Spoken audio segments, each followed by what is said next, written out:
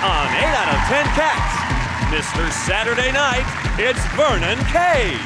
Hey, Joe, it's Joe Wilkinson. And their team captain, John Locke. And facing them tonight, another vowel, please, it's Rachel Riley. Rock and roll comedian, it's Tim Minchin. And their team captain, John Richardson. Now, welcome your host, Jimmy Carr. Hello and welcome to 8 out of 10 Cats, a show about opinion polls, surveys and statistics. Did you know, for example, 29% of women under 30 say they want the perfect body? Well, here it is, ladies. Come and get it.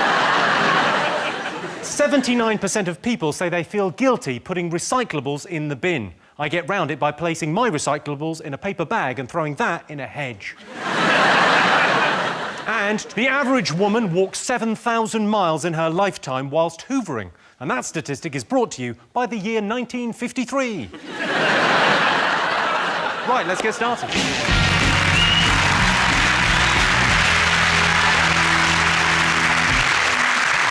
What are you talking about? That's the name of our first round. It's our panellists' job to guess the British public's top 3 most popular talking points. John's team, what do you think people have been talking about this week? Oh, it's got to be X Factor, hasn't it? X Factor. Who's your favourite? I like the 2 groups that are left and Sophie Habibis. I think they're really good. I like her name, Habibis. Yeah. She's good. Habibis, it sounds like an excellent chain of hotels. Oh, where are you staying? The Habibis. The makeup's gone a little bit crazy and all the clothes, and they've kind of turned them all into Lady Gaga. It's a bit weird this year. You have to put a lot of makeup on and things to distract from their personalities, though, because that's human. What are you saying?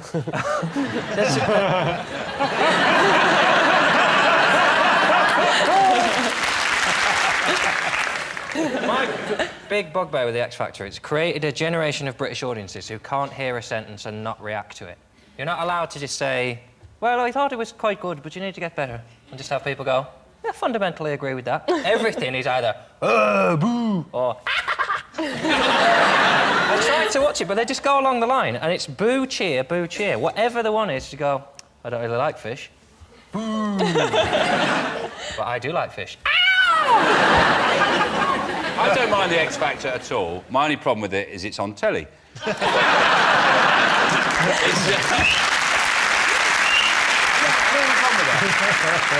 I think, but it's just the start of it. It's such a big build-up. You know, you should have these explosions like... and then there's all the judges arriving in helicopters and by speedboat, and all the names are coming down like... like biblical tablets. You have 4 months of that, and you end up with Matt Cardle.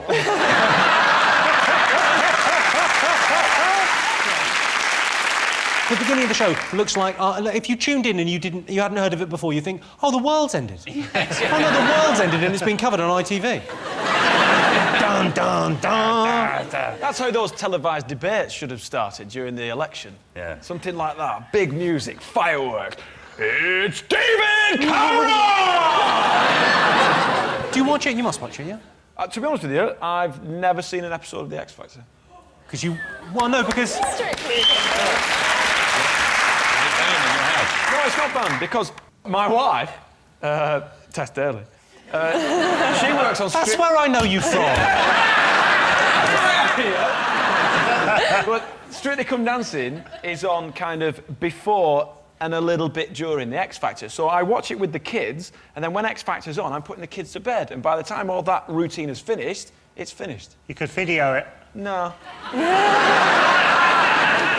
What I think, sorry, is that it's not as good, apparently, because there's no nasty judge. Like Gary Barlow, he's supposed to be the nasty one. But he looks like he's just such a nice bloke. He should be judging chutneys at a village fete. It's spicy. It's spicy. It's very nice, though. I miss Simon Cowell being on it, because he was horrible, and I liked that. Because he knew that crushing people's dreams made good telly. Yeah. And I think he should have his own show called Crushing People's Dreams, where he goes around giving people bad news, like, oh, unfortunately your shed's been broken into. You know, stuff like that. That's not actually a dream, is it? That gives you a terrifying glimpse into Joe's life there. He's gone, my dream of my shed not being broken into. Yeah, nice. Joe's dream is to have an unbroken into shed. Four times. Really? Breaks your heart. I have to keep me spade in the hallway. I imagine that for a man with your facial appearance, having a spade in the hallway doesn't frighten guests at all. I think it'd be a much better show if they got rid of the singing, just get rid of the singing, and just people got up and just told sad life stories. Yeah, I do like it. I enjoy a tragic backstory as much as the next What have you got man. for us this week? My nan died. Oh, that's not going to keep you on till next Saturday. Your shed was broken into. You're through. You think about it, where do all the contestants go? Because if you think about it, it's Big Brother, Britain's Got Talent, X Factor. Where are all these contestants? And I reckon in about 50 years' time, we'll find like a mass grave of all the celebrity contestants. People going, oh, just found Michelle McManus. Well, surprisingly, that's not one of our top 3 talking points. But my top tip for the series, Frankie Kokoza, has the drive, certainly, but does he have the natural talent of a Sophie Habibis? Sean? Oh, yeah. Sean's team, what else have the nation been talking about this week? The Dale Farm. Oh. The evictions from Dale Farm. I turned on my television and I just saw these caravans on fire and these travellers running across fields crying. I thought it was a Top Gear special.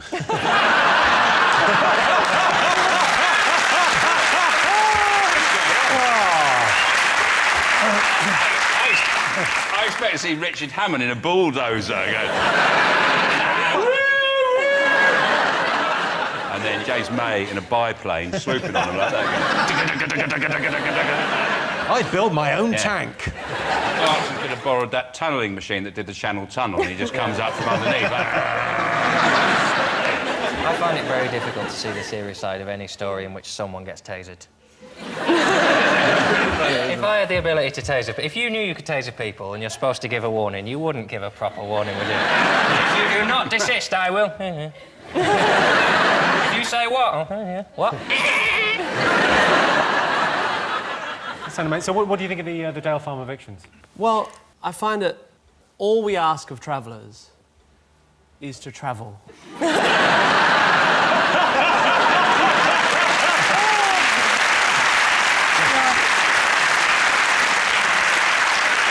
They chained themselves to the gate, didn't they? They chained to the front gate, and I just thought, well, give them the gate. Everything else, just give them the gate. But what I want to know is, what are the Caravan Club doing about this?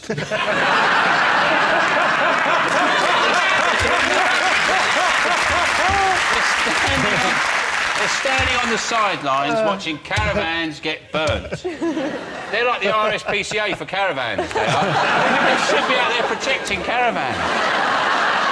OK, let's have a look and see whether Dale Farm is up there.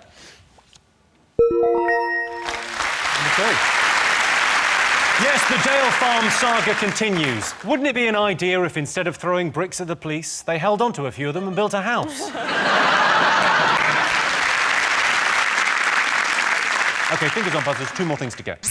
Oh, yeah. Go, Sean. Is it the collapse of the BlackBerry messaging system? They had what they described as a catastrophic outage. I had one of those once after a reheated prawn curry.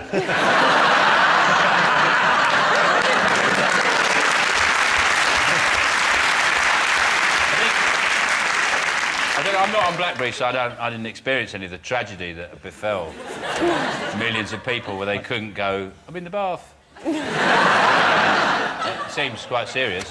It was pretty bad. I mean, it went down for 3 days, no BlackBerry. It's not massively serious, is it, when you sum it up? It's not. It's a very first world problem. Limited web surfing capability for 3... Not like Africa are watching the news going, we should do something, because they cannot see someone and go, oh, what was he in? Knackered. It's gone a bit mad, though, isn't it? Where, because, 3 days without email. I remember when the height of technology was like a calculator on your ruler. Can't believe believe they put it on a ruler. You've sellotape. Yeah. 2 seconds. And when you had a watch with a light. The thing... Apparently. I find the BlackBerry, I haven't got one, but I find the annoying thing about them is when people have got BlackBerries, because now people talk about BlackBerries and Apple phones as if they're the Beatles and the Stones, or Mods and Rockers. It's tribal. And people with BlackBerries always go, yeah, it's better for email, though. But on my phone, I can send and receive email. I don't know how much better it gets. That's the weird thing is they're rivals, you know, the Apple, BlackBerry, but in a crumble, they're harmony.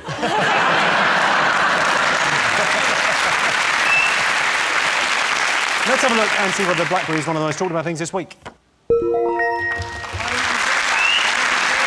Yes, the BlackBerry email system failed several times in the past week. You'd have thought Steve Jobs' ghost would have had better things to do. Right, fingers on buzzers, one more thing to get. John's team. Well, there's been a parliamentary probe this week. Another one. It's got Liam Fox into a lot of trouble.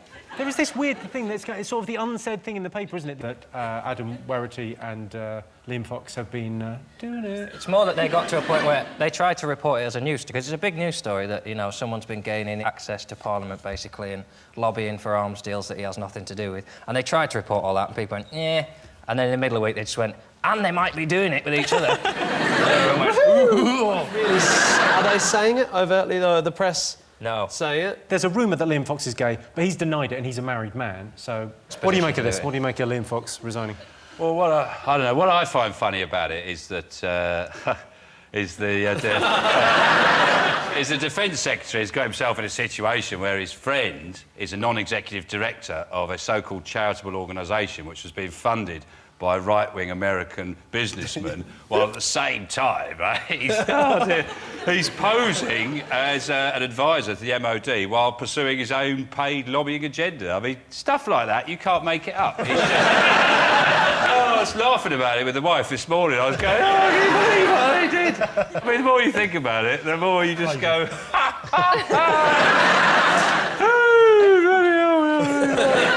Every day something new comes on. It's unbelievable. Yeah, he's a flamboyant man in his 50s. He wants to go away, wants to take a friend. Buddy along. He's bringing a friend on holiday, staying in the same hotel. Where's the problem there? But the thing is, you don't bring your friends to work unless you're a plumber. It's a well-known role as a plumber's mate. There's no well-known role as, hello, what do you do? I'm a Defence Secretary's mate. I just help him get stuff from the van, you know. Do you think they ever had a chat and said to each other, listen, you come with me, we'll have a bit of a laugh, we'll go around the world, we'll set up a company, we'll get on the blag, we'll get a little bit of this, a little bit of that, we'll get away with it. Yeah. You know what I mean? It's just weird, it's bizarre. They must have had that conversation at some stage, They must I would have. imagine. They don't apologise, do they? The Tories, they're very good at using like a long speech in which not once did he say, I done it, soz. And he started off by saying, I just want you to know that last week I saw a man whose kids were dead. So let's get this in perspective. Yeah, that was incredible. If you get busted at work, you're not allowed to do it. I just want you to know, someone got stabbed in town last night, so... Cameron said that he resigned with dignity, didn't he? Which really annoys me. I want to see one go mental. Smash his office up, you know. Call Cameron a wanker, then shit in his yucca plant. Let's have a look and see whether Liam Fox is up there.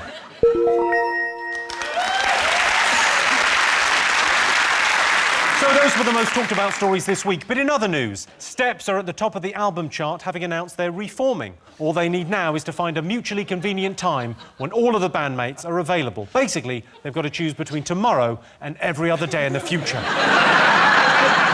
So at the end of that round, Sean, Joe and Vernon have 2 points. John, Rachel and Tim have 1. So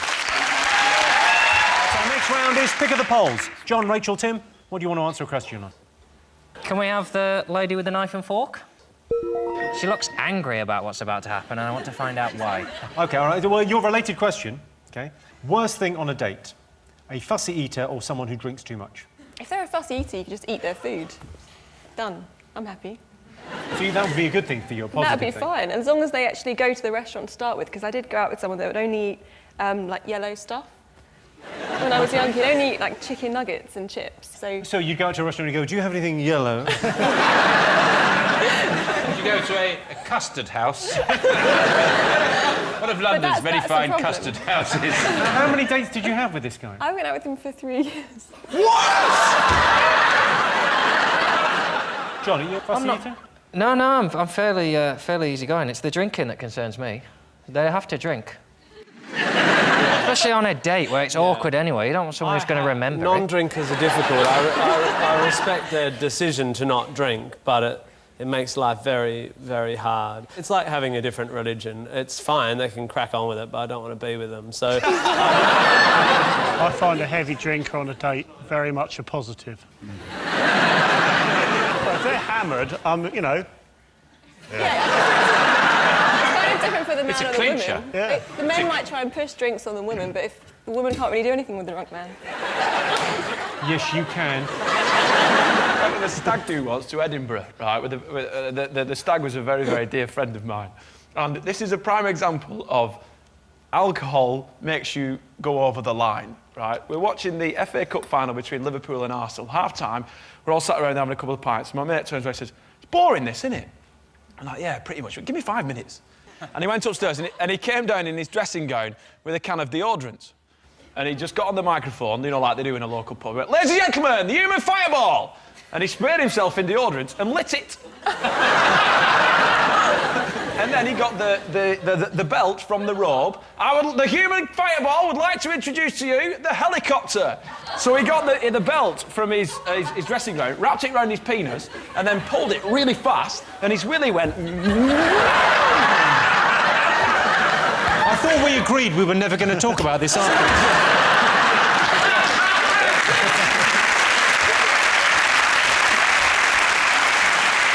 What alcohol does, it brings out the competition element of the male.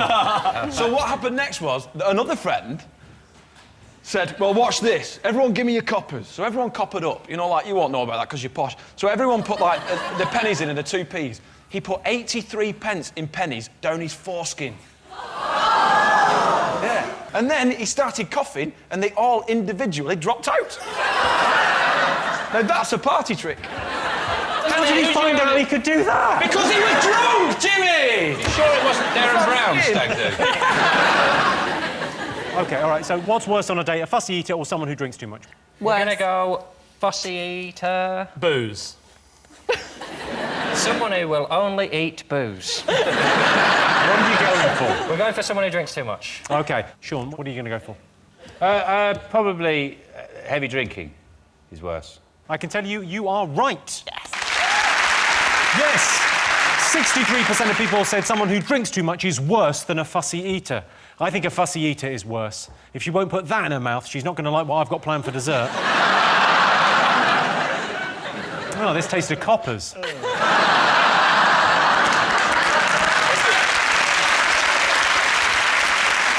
the winner is the name of our final round. Here's your question. Top reason people are jealous of their friends. I've got a mate who works at a Marmite factory. Yeah. He's always the talk of the town, so... Some people love him, some people... No, we all love him.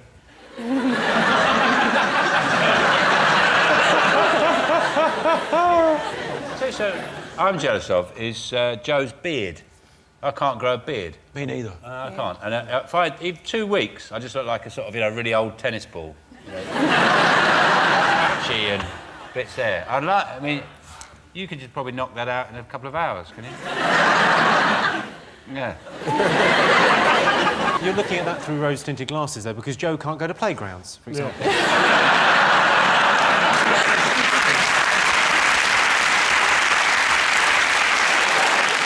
I've got a mate who lives right opposite the station. You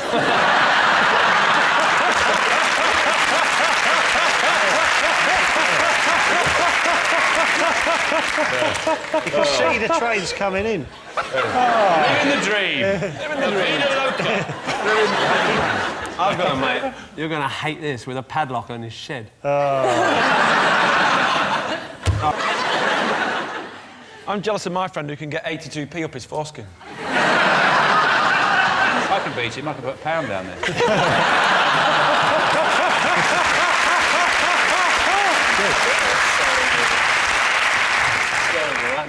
Are you jealous of any of your friends? I can't get up in the morning and I'm just a really lazy person. I'm jealous of her for not having to get up in the morning. There you go. Sleep until midday, lovely. With her. Really lazy. I'm jealous of anyone with a foreskin. That was different. That's not you. I'm not outed me. You were, though. You'd be the world's #1 tranny, though, wouldn't you? Yeah, you would be an amazing tranny. Yeah. So you've got to have a dream. See, this is it. I just don't know how to talk to women. I would never think to say that to a lady. Isn't that way with women? You watch it done and you It's a think, good way to oh, chat up yeah. a woman. Say, you're so beautiful, you'd make an amazing tranny. It's slightly ironic coming from Tim, I think. Yeah. You have slightly the demeanour of the world's worst. Yeah, I just always forget to shave. No, here's the world's worst.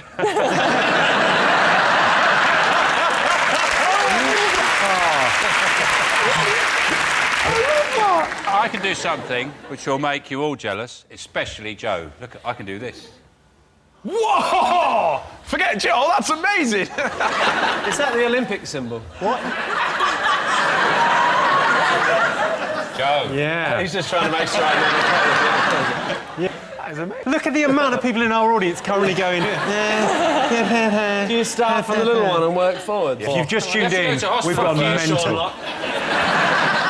OK, so top reason people are jealous of their friends. I'll give you a clue, it's a really superficial thing. Yeah, it'll be money or having a hot girlfriend, boyfriend. Hair's not far off. Hair, looks. Looks. Noses. Money. Long arms.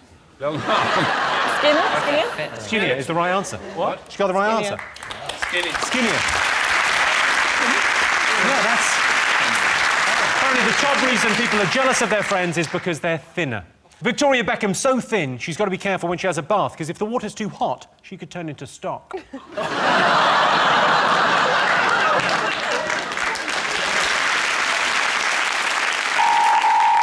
Well, that sound tells me it's the end of the round and the end of the show, which means the final scores are Sean, Joe and Vernon have 3 points, and John, Rachel and Tim have 3 points, which means it's a draw. Thanks to all our panellists, our wonderful studio audience, and to all of you for watching at home. If you want more, tune in tomorrow night for 8 out of 10 Cats Uncut. That's it from us. Good night.